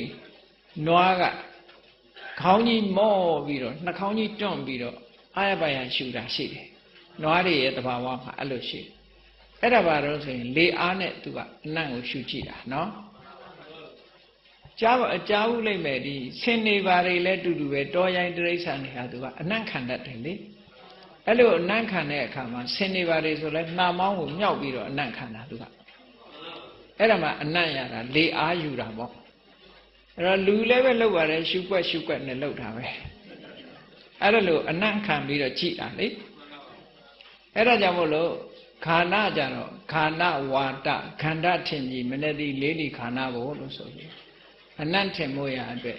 လေလိုအပ်တယ်ပေါ့တခါလျာကြတော့သူက6ကက်ကြီးဆိုရင်အရသာမပေါ်ဘူးဒါကြောင့်မလို့တသွေးလေးနဲ့သူကဆွတ်ပေးလိုက်တာအရေပျော်သွားတဲ့အခါမှာသူကအရသာပေါ်တာဟုတ်အဲ့ဒါကြောင့်မလို့အာဘောလိုအပ်တယ်တဲ့အာပနဲ့မနတိနှစ်ခုထပ်ထည့်တဲ့အခါကျတော့ရတ္တပေါ်လာထို့တူပဲကာယကြတော့သူကဘာလို့ဆိုပထဝီနော်ပထဝီအမာအတဝန်းခဲရှိဖို့လိုတယ်ပေါ့ပထဝီရဲ့နှလုံးသွင်းရဲ့နှစ်ခုထည့်လိုက်တဲ့အခါကျတော့၄မျိုးဖြစ်တယ်ပေါ့တခါအသိစိတ်နဲ့ကြတော့သူကဘဝင်ကမနရဲ့ဓမ္မရဲ့မနတိကာရရဲ့သူကြတော့၃ခုတည်းတယ်အဲ့ဒီ၃ခုနဲ့အကြောင်း၃ခုဆုံလိုက်တဲ့အခါကျတော့မနောဝိညာဉ်စိတ်ဖြစ်တယ်လို့ဟောတယ်လို့စိတ်ဖြစ်ပုံလေးတွေကိုမြတ်စွာဘုရားဓာတ်18ပါးမှာအသေးစိတ်ခေါ်တာဖြစ်တော့ကြောင့်အဲ့ဒီဓာတ်18ပါးနဲ့ဘုန်းကြီးတို့တွေဟာ ဆင်ញင်သုံးသပ်ပြီးတော့ကိုယ့်ကိုကြည့်မယ်ဆိုလို့ရှိရင်တတ္တဝါဆိုတဲ့အထင်ကြီးကလည်းပျောက်သွားနိုင်တယ်ဇီဝဆိုတဲ့မှားယွင်းတဲ့အထင်ကြီးကလည်းပျောက်သွားနိုင်တယ်ဒါကြောင့်မို့တတ္တဆိုတဲ့အထင်ဇီဝဆိုတဲ့အထင်ပျောက်သွားအောင်ဟောဒီဓာတ်18ပါးကိုဆင်ញင်သုံးသပ်ပြီးတော့မိမိရဲ့ခန္ဓာကိုယ်မှာရှိတဲ့ဓာတ်18ပါးရဲ့သဘာဝတရားတွေကိုဆင်ញင်သုံးသပ်ခြင်းဖြင့်တဏှာမှာရှိကြစွာကနေမှားလာတဲ့ဇီဝတင်ညာအသက်ဆိုတဲ့အတွေ့အကြီးအမှတ်ထင်ယူမှုကြီးတတ္တတင်ညာတတ္တဝါဆိုတဲ့အထင်မှတ်မှားမှုကြီးဟာပျောက်ကင်းသွားနိုင်တယ်လို့အဲ့ဒါမပျောက်မချင်းဘုန်းကြီးတို့တွေမှာတဏှာဆိုတာဖယ်လို့မရဘူးဒေါသဆိုတာဖယ်လို့မရဘူးလောဘဆိုမောဟဆိုတာဖယ်လို့မရဘူးတတ္တတင်ညာဇီဝတင်ညာဆိုတာဖယ်ရှားလိုက်နိုင်တဲ့အခါမှာတွေ့တာမှုတွေအားလုံးဖယ်ရှားနိုင်မှာဖြစ်တယ်တွေ့တာမှုတွေအားလုံးဖယ်ရှားနိုင်မှသာလေတဏှာကိုဆင်းရဲကလွတ်ကင်းပြီးတော့ဒုက္ခတွေအဆုံးသတ်မှာဖြစ်တယ်လို့ကိုယ်စီသဘောကျပြီးတော့ဓာတ်18ပါးကိုအလေးနဲ့ဆင်ញင်စဉ်းစားပြီးတရားဓမ္မကိုသိမြင်အောင်ကြိုးစားအားထုတ်နိုင်ကြပါစေကုန်သတည်း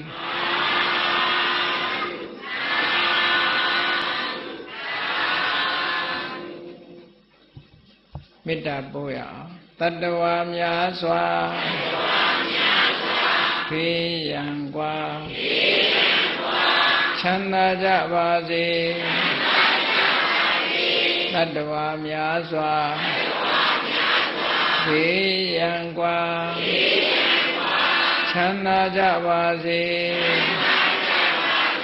မေတ္တာရေချမ်းသုံးငါဖြံငြိမ်းချမ်းကြပါစေမေတ္တာရေချမ်းသုံးငါဖြံငြိမ်းချမ်းကြပါစေသက်ရှိချမ်းသာစိတ်ချမ်းသာလူရဆန္ဒပြည့်ပါစေသက်ရှိချမ်းသာစိတ်ချမ်းသာလူရဆန္ဒပြည့်ပါစေဓမ္မောတရံပိဝိတဝါနဝိသာတဗ္ဗေတမုဟတံအာသရမရတိတိဘောင်နိဗ္ဗာနံယန္တုသာရောဓမ္မောတရံလောဘဒေါသမောဟစိတ်တောင်းကင်းပြောက်ကြည်တရားစေကိုပိဝိတဝါဝန္တာရှင်ပြတောက်ကြရအနာကြရဂုံသောကြောင့်ဝိသတဗေပူဇာညေနောင်ကိလေသာစေတောက်ဟုသမျှတို့သည်